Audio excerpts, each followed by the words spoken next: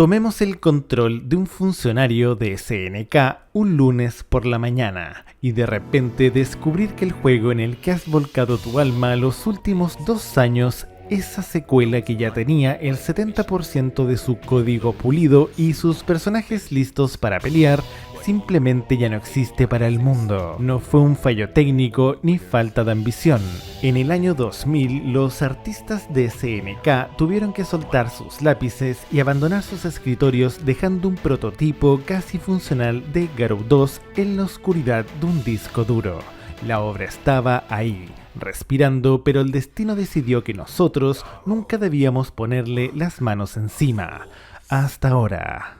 Estás en el lugar donde los píxeles cuentan historias y los remakes cobran sentido. Esto es Right Speed. Hoy vamos a abrir la caja negra de SNK para entender por qué la secuela más perfecta de lucha 2D fue sentenciada a muerte cuando ya tenía un pie en las salas de arcade. Prepárate porque lo que se quedó en aquel prototipo es mucho más complejo de lo que nos contaron. Ok, sin más, síganme.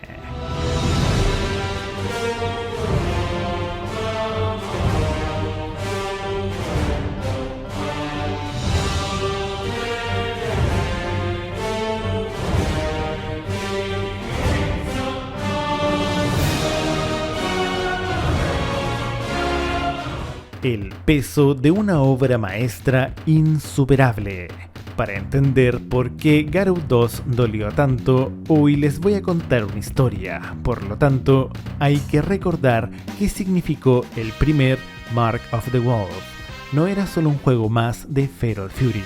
Era SNK demostrando que podían llevar el hardware de Neo Geo, una placa de 1990, a niveles que rivalizaban con la arquitectura de 32 y 64 bits.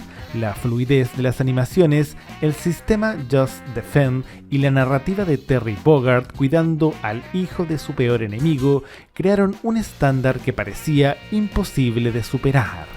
El equipo de desarrollo lo sabía, no estaban haciendo una secuela, estaban intentando vencer a su propio fantasma. El prototipo que quedó en el limbo no era un experimento, era la evolución técnica definitiva de un motor que ya no tenía nada que envidiar a la competencia. Lo más impactante es que mientras Capcom ya miraba hacia el 3D, SNK decidió que su despedida sería el testamento definitivo del pixel art artesanal. Los rostros que nunca vimos pelear. Lo que hace que este prototipo sea tan especial son los documentos de diseño y las declaraciones de veteranos como Nobuyuki Kuroki que sobrevivieron al naufragio.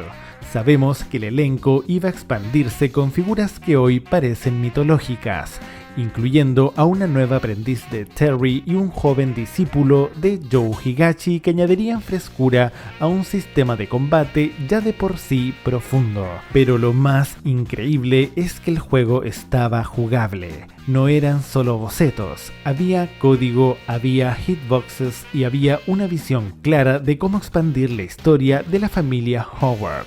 Esa sensación de que el juego existió, de que alguien en las oficinas de Osaka pudo ejecutar el archivo y ver a Rock Howard moverse en una versión más madura antes de que la empresa se declarara en quiebra, es lo que ha alimentado la leyenda durante décadas. Era un juego diseñado para cerrar ciclos, pero terminó abriendo una herida que tardaría un cuarto de siglo en sanar.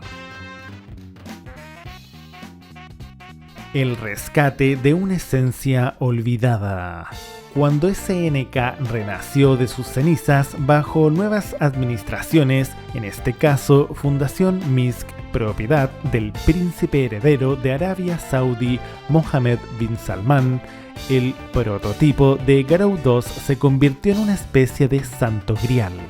Durante años, los fans analizaron cada entrevista buscando pistas, temiendo que el código se hubiera perdido en la transición de la vieja SNK a Playmore. Sin embargo, la historia nos dio una sorpresa.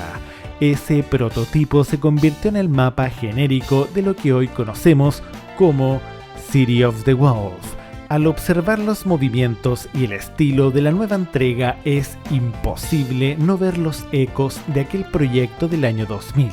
No se trata solo de nostalgia, SNK ha rescatado conceptos que quedaron pausados por la fuerza, permitiendo que el alma de aquel juego hibernado se manifieste finalmente con la tecnología moderna. Es la prueba de que en el mundo del gaming retro lo que una vez fue enterrado por la economía puede ser resucitado por la pasión de los desarrolladores y la insistencia de su comunidad. Para terminar, el fin de una espera de 25 años. Es fascinante cómo un juego que nunca vio la luz puede dejar una huella tan profunda. Garou 2 no es solo un código perdido, representa una era donde el pixel art era artesanía pura, empujada al límite por programadores que anteponían la pasión a cualquier hoja de presupuesto. Por eso que hoy estemos ante una nueva entrega, en este caso City of the Wolf, no es un simple movimiento de marketing, es la victoria de una comunidad que se negó a que ese disco duro olvidado fuera borrado de nuestra memoria colectiva. Al final, algunas historias simplemente merecen un cierre, sin importar que el camino haya tomado un cuarto de siglo entre la bancarrota y el renacimiento. Pero ahora la palabra es tuya. Si pudieras rescatar un solo elemento de aquel prototipo del año 2000 para traerlo intacto al presente, ¿qué elegirías? ¿Algún diseño de personaje que te cautivara o esa sensación técnica irrepetible de la Neo Geo? Te leo en los comentarios porque este viaje por el legado de SNK lo construimos juntos. Y hablando de legados que se transforman, hay un misterio que cambió la historia de Sega para siempre. El de Virtua Fighter. En este vídeo que te dejo por aquí, analizamos por qué la compañía decidió romper con décadas de tradición y eliminar la numeración de la saga de forma definitiva. Si quieres descubrir la verdad detrás de ese cambio, te espero allá. Como siempre, tienes el enlace aquí arriba en la descripción y en pantallas finales. Gracias por acompañarme hasta el final y comparte este vídeo con quien disfrute de estas historias. Mientras hago una pausa, ¿has considerado ser miembro del canal? Si disfrutas de estas historias y el contenido que ves aquí, contigo podré seguir rescatando legados de la industria y compartiendo nuestra pasión por lo retro. Al unirte desbloquearás insignias y contenido exclusivo que he creado solo para ti. Echa un vistazo en la descripción o en el botón unirse. Súmate a la manada y llevemos este proyecto al siguiente nivel.